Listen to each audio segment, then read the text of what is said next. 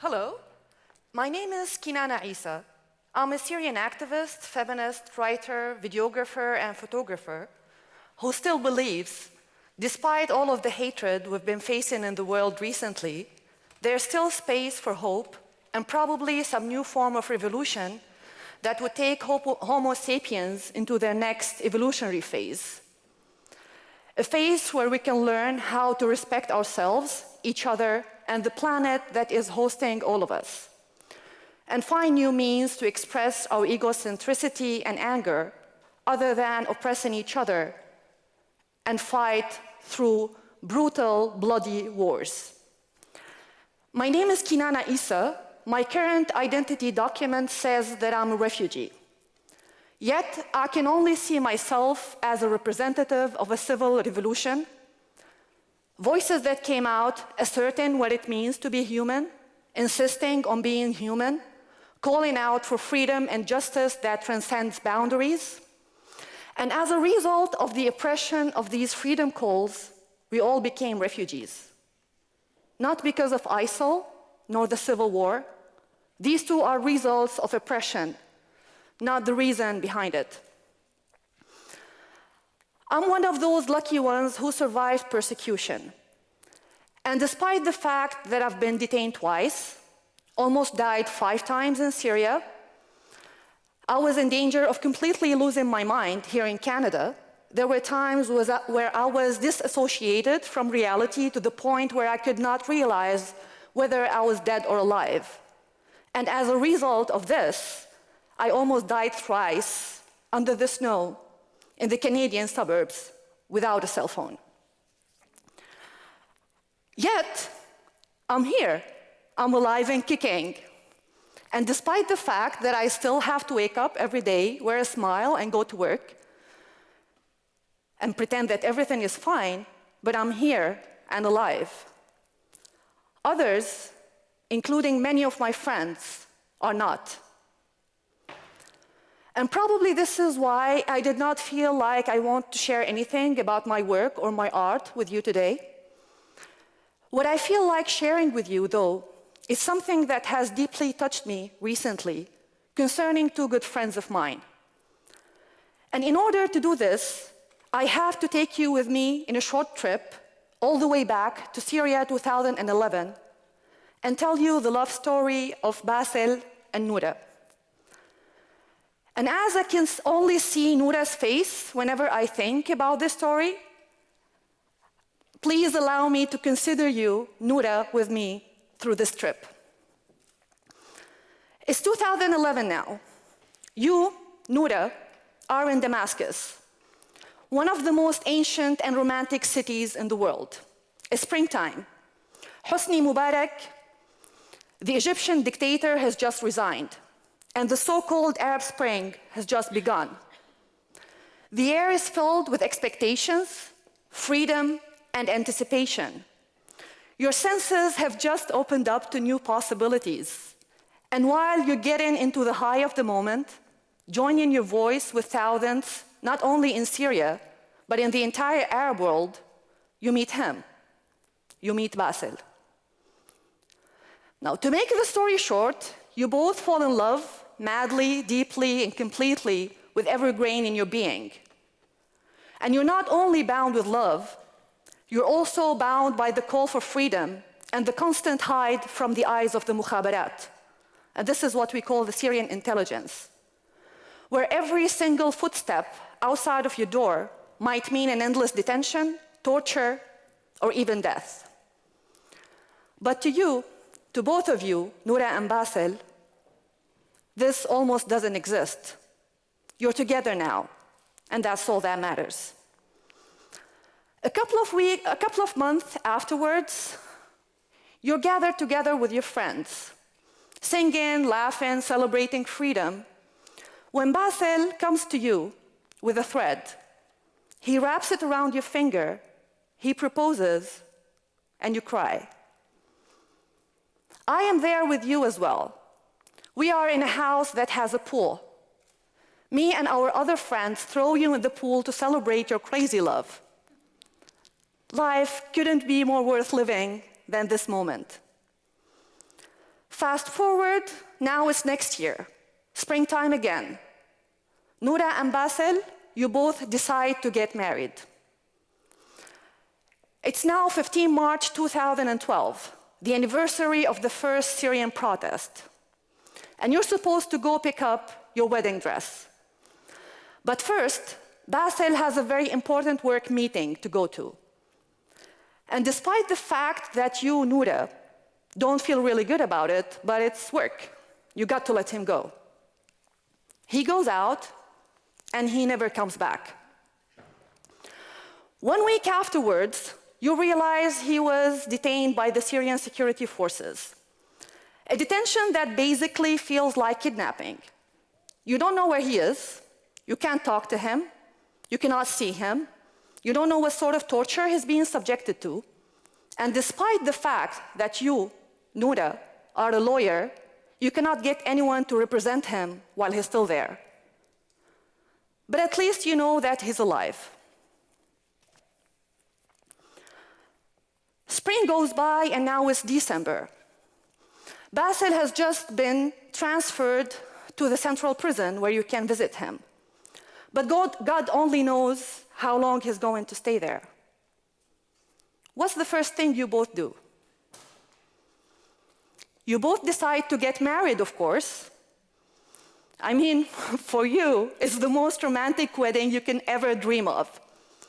Even the prison walls cannot stand between you. Letters of love and resilience are going back and forth between you like a good old-fashioned movie. And despite the dangers and the raging atrocities, you're together now, and that's all that matters. You, Noura, get to see him 3 times a week for 2 years and 9 months. He's detained still, but you're together. And until this moment, this is all that matters. Until he disappears again. You start hearing contradicted news. Some say he's good and fine, some say he's being tortured, and some say died. So, Noura, what do you do now? You keep doing whatever you've been doing before. You go daily to court, you defend detainees, you raise your voice out loud for the love of your life and for human rights. And despite the fact that on a daily basis, more and more people are getting detained and die, you'll still ask and hope he's still alive. Days go by like ages. Every day is filled with question, anxiousness, and fear. But you got to keep moving. For this love that has bound you, you cannot allow yourself to break or give up. You have to keep the flame alive. And after 1 long year, the news is confirmed. Basel was arbitrarily executed in 2015. You just posted this news on Facebook last August, and now the love of your life, Basel, is officially a martyr of freedom. I read it on my newsfeed, and I drown in deep silence. In my culture, we don't wear black or mourn our martyrs. We cheer for them instead. Their courageous act of dying for freedom is worth being celebrated. And it's worth holding your head up high, as their souls will keep flying freely around us, reminding us to never, ever give up. Noura and Basel are not the only ones who had to pay a huge price for freedom. Many of my friends have been detained. Many have been tortured beyond repair. Some are still being tortured right now. And some have died under torture. And some, we don't even know where they are. They just disappeared. And these are only my friends. There are thousands of others I don't know of. There's an estimate of 300,000 detainees in the Assad prison alone. All of which stories are hidden under the news of war, ISIL, and the humanitarian crisis. You may say that these are all nameless stories, or storyless names. that all human rights reports could not give answers to the cries of their parents to uncover their fates, or even being remembered in the eyes of the world. But I believe that art can make these stories visible again. They can acknowledge them and maintain them. And as a previous detainee myself, I know that what matters the most for a civil activist when they're being captured is to be asked for, is to be remembered. To know that there are voices out there who still ask for them and call for their freedoms, and not let their stories wither and die. We are our stories after all, especially when we are idealists. We will be ready to give up our lives for higher values such as liberty and justice, yet that would all be meaningless if we're not being remembered and talked of.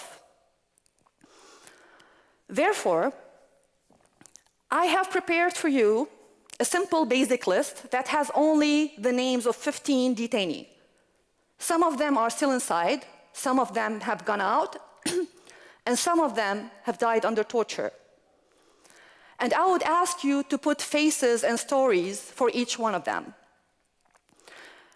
On your way out, after the end of the section, I think there's someone after me, right after me, then there will be Nassim. Afterwards, on your way out, there will be someone who would give you these handouts. Please look them up, and don't let their struggles for freedom and justice go in vain. And thank you very much.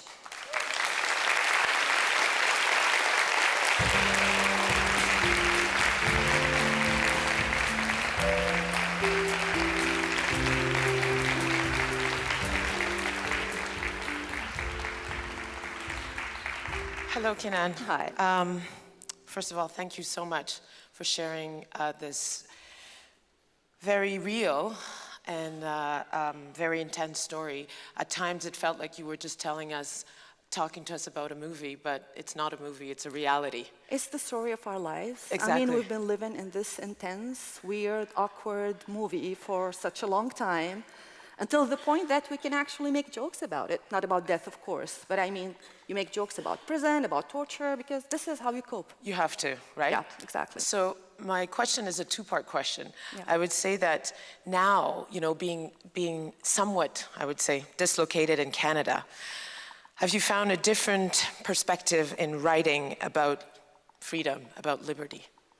Actually, I think after I came here, I don't think I really understand what freedom exactly is. It's just like you're being disbalanced. Yes. Especially at the beginning, you're coming from this place where everything is being bombed. All your friends are getting detained. You're like, you're cautious all the time. And you're like, and then you come to Canada, this very peaceful place, and like birds are like singing all the time. Just like you really disassociate. Yes. While when you look at the YouTube, it's just like, it's really confusing. But I think there's a challenge in being a newcomer to begin with. So I think this challenge of like just settling down, having jobs, like trying to... How long have you been here for? For 3 years. Okay. But the last couple of years were like really intense. They were not that easy, just trying to settle down. So I think it takes a while to take into the new place and actually write. So far, all that I'm trying to do is to understand this personal, political, personal, collective narrative that's happening with most of us, and I think this is what goes on in my mind, but it takes time. So it will take time before this comes out in your writing. Exactly. But I think as well, being in Canada opens you up to other perspectives. I mean, when you first come here, you feel as if this is the only tragedy that's going on. Then you meet different people from different places, and you start to understand how the narrative is being repeated and duplicated in different places and different times. So there are these new bonds and connections that I feel on the longer term will be amazing, because these are new bonds. So something might actually happen. So does it start to feel like home? A little bit. Little bit. Yes. It takes time. It takes time. It takes time, yeah. Thank you so much. Thank you. Thank you.